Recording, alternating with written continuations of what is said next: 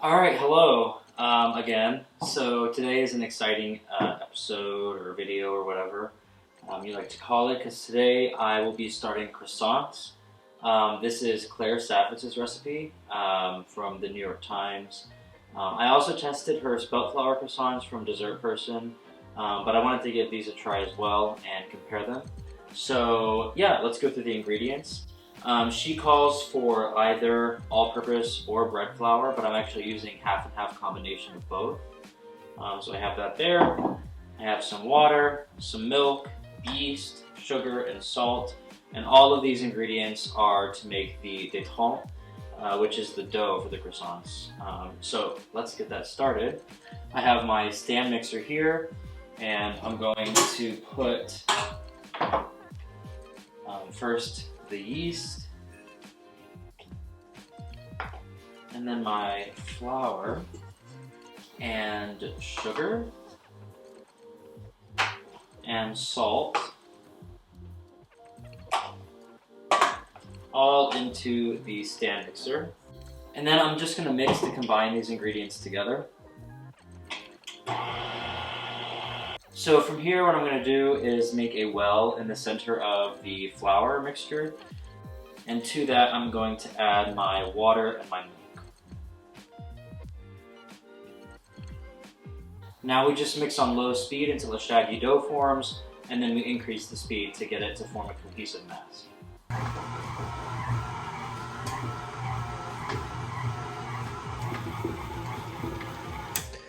So we can see that at this stage, a dough has formed around the hook. It's not fully smooth, but it's not sticky at all either.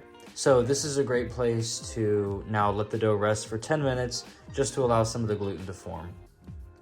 So now I'm just letting the dough rest for 10 minutes so that the gluten strands can relax and I can work with this more. Great, so 10 minutes is up, and now it is time to incorporate the butter into the dough. This is what the dough looks like right now. It's kind of this big globby mass. It's very dense, but we're going to add all the butter pieces at once and combine until the dough is exactly what we're looking for. So let's do that.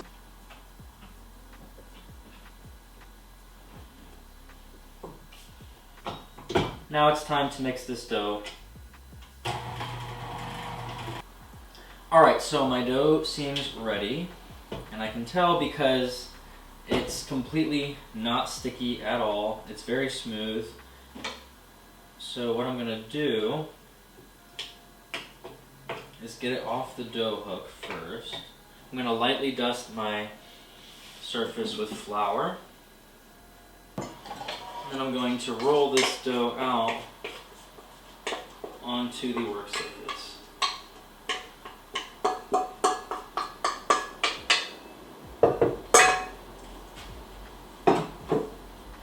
And this I'm going to form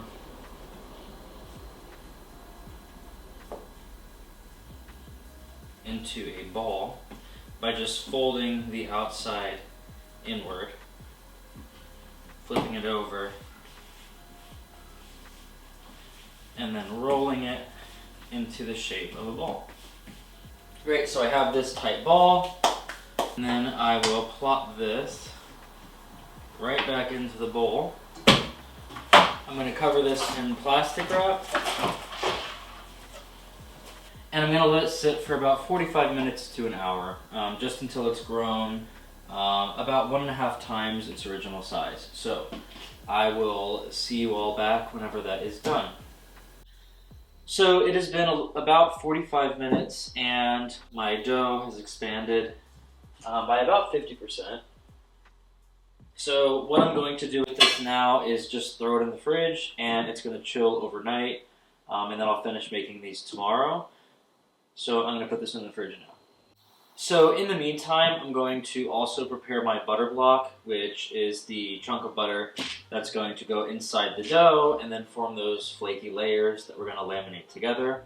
So I have some high quality European butter, and I'm going to pound this out into a butter block.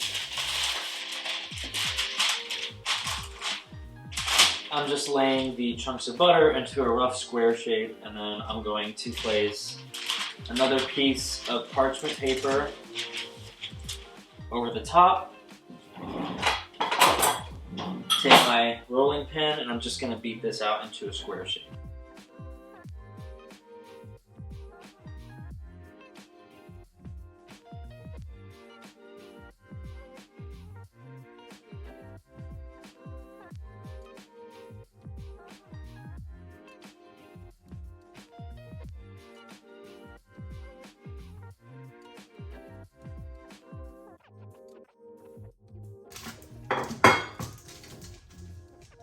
So I now have a completed butter block.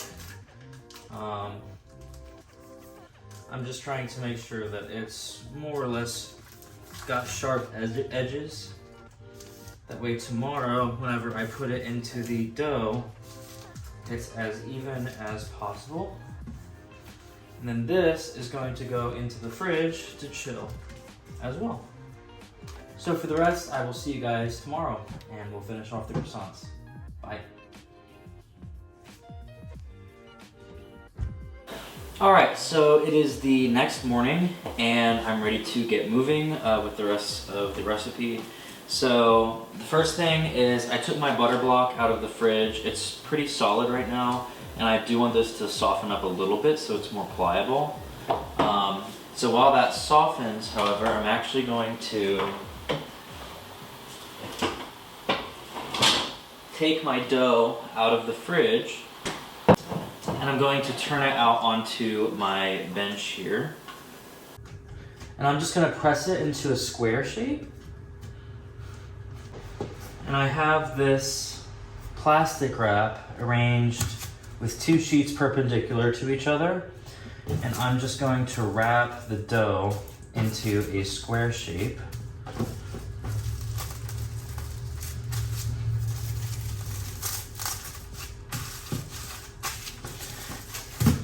Now using my rolling pin, I'm going to roll the dough out to fill up the space in this plastic wrap to get it as nice and even as possible. And I want it to be as neat of a square shape as possible. So this is gonna go in the freezer for about 20 minutes so that it firms up. Right. So I have my dough. It has been in the freezer for 20 minutes. So I'm going to unwrap it. And I'm gonna very lightly flour my work surface. I don't wanna add too much flour to this recipe, but I just wanna make sure that the dough doesn't start sticking to the surface. And I'm gonna turn this out onto that surface.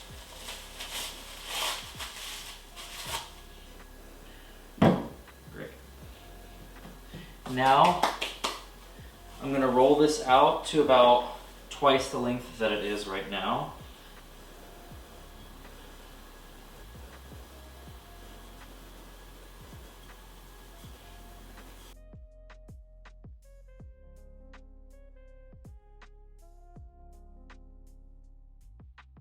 So now what I'm gonna do is turn the butter block out onto the dough, and I'm going to place it right in the center of the dough.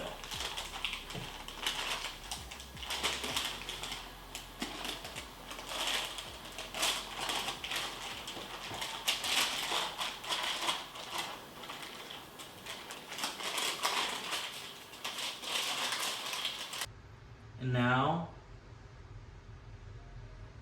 I have to enclose the butter block by folding the edges over to meet in the middle, and then pinching them closed.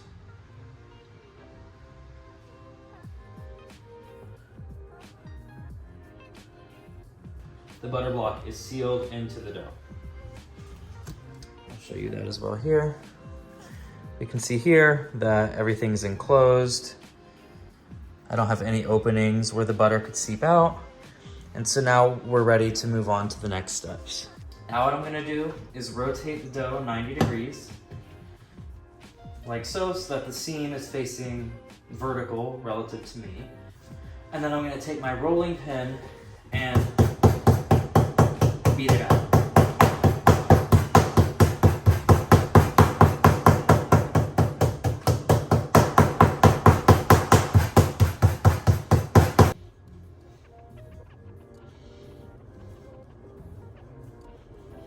Great, so now I have a slab of dough that's just about 2 feet long and still the 7-8 inches across. I can do a measurement here. Yeah, it's about 8 inches across. What I'm gonna do is, with my straight edge here, just remove the very ends of the dough. This is that area where the butter doesn't quite make it all the way, and it's also the part where the corners are slightly rounded. So I want to make sure that I maintain as close to a rectangular shape and even edges as possible, because that'll give me the best chance with my lamination down the road. And now what I'm going to do is called a book turn, where I'm going to pull in the outside edge to the center. And I'm going to do the same for the side closest to me. I'm going to slightly press the dough into itself.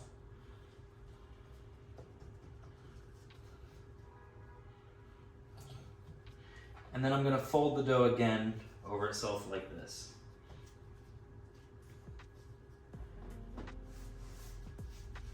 And then this dough I'm going to rewrap in the plastic wrap and chill. So it's first going to be frozen for 15 minutes, and then I'm going to take it out of the freezer and refrigerate it for an hour. So I'll see you guys in an hour and 15 minutes. So I have my dough out from the refrigeration cycle of 1 hour, and I'm going to repeat the rolling out process that I did before, except this time I'm going to fold into thirds instead of doing the book fold. So again, gonna lightly flour the surface and just unwrap this onto the countertop.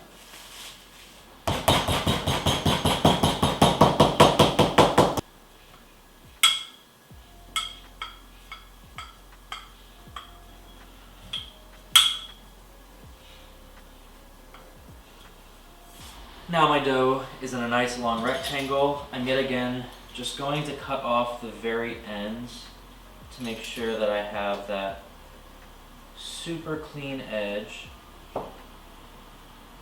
And now I'm just going to pull and do a letter fold, like so. And I'm just going to lightly press the dough into itself. So now yet again, this dough is going to get frozen for 15 minutes and then placed in the fridge for an hour. So I'll see you guys in yet another hour and 15 minutes. Alright, so I have my dough here. It's now after the next chill, and so I'm going to unwrap this, lightly flour my bench, and then turn this dough out onto the counter. So now the goal here is to get this into a big slab so that I can let it chill as a flat sheet on my baking sheet until tomorrow, whenever I'll bake them for breakfast. So let's give that a go.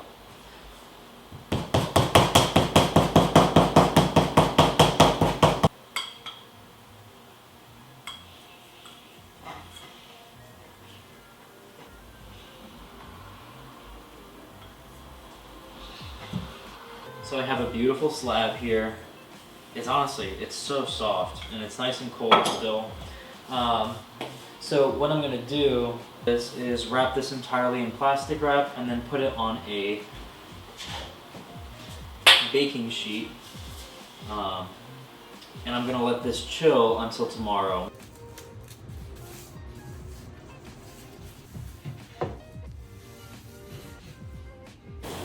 Alright, so welcome back. It's the next day. I have my dough here all ready to go. I have 2 baking sheets that I'm going to proof these on. So yeah, let's get started. We have to first sort of unmold this. I'm going to lightly flour my surface first, just to make sure that it doesn't stick. So I'm actually going to take a wine bottle to roll this out. My rolling pin's currently in the dishwasher, so I'm just going to roll this out to the dimensions that I want, which is about 14 by 17 inches.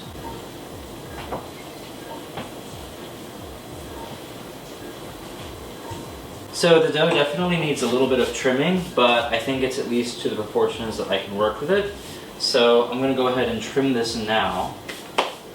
Great, so I trimmed the dough. It's much more uniform, straight edges. Now I really like pain au chocolat, so I actually just took some dark chocolate here that I'm going to put inside of some of these. Obviously this isn't traditional. Usually these would be made with little chocolate batons that are especially made for pain au chocolat. But I'm making do with what I have. So I'm actually going to split this dough maybe into approximately 2. What I did was I split the dough into 4 even rectangles, so they're each 4 inches across. These right 2 I'm going to split further diagonally to form 4 croissants. And then on the left side, my left side, your guys' right side, I'm going to split them in half across the middle and create 4 pain au chocolat. So that's what I'm going to do now.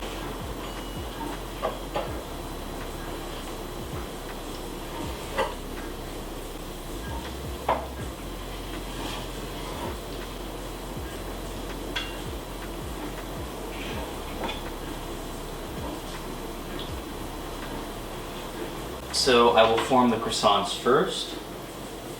I'll just take one of my strips, tug slightly outward on the end to make it look like a witch's cap.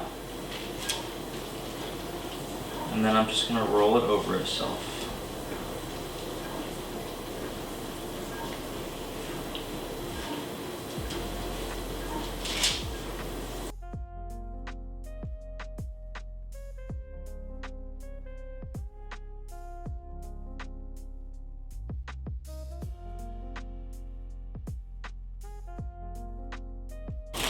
I'm just going to cover these in some plastic wrap left over from the dough's chilling. And now for the pain au chocolat, I'm going to take one little chunk of chocolate, put it at the end, roll the end once over, add another piece, and then roll everything over that, like so.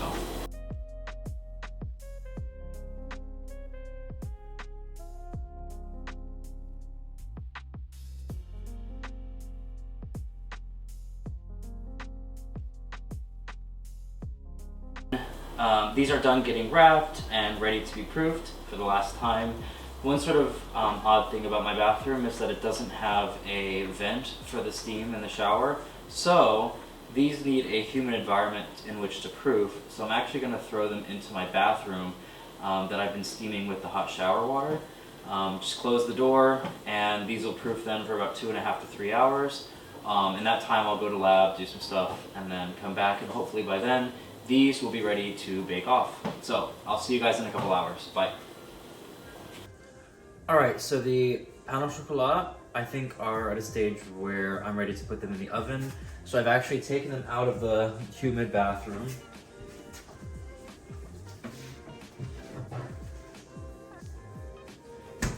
And I let them cool off in the fridge just a little bit. So here they are. I'm gonna brush these in an egg wash, and then I'm gonna throw them into a 375-degree oven until they're nice and well done. So let's do that.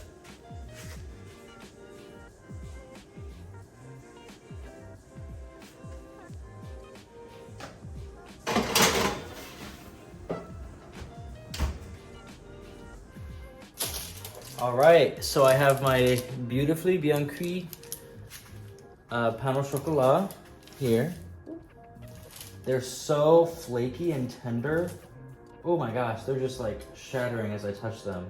But they look amazing, so I'm really excited to give them a try in a little bit. I'm gonna let them cool down first, and now I'm gonna put my croissants in the oven.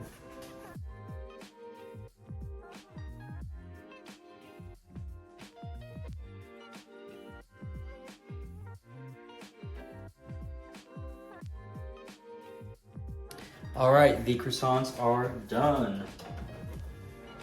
Fresh out of the oven, they've got that beautiful crescent ring all the way around. I'm gonna let these cool on the tray for a couple minutes, and then I'll plate these up. Here's the plate of croissants. They look absolutely gorgeous. All those layers.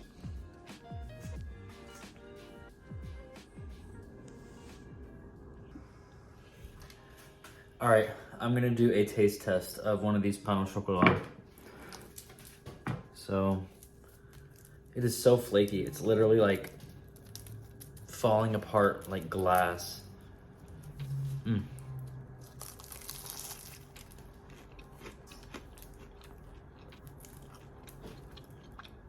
Oh, wow. You can see all the layers in there. Oh my goodness. Look at how that just pulls apart.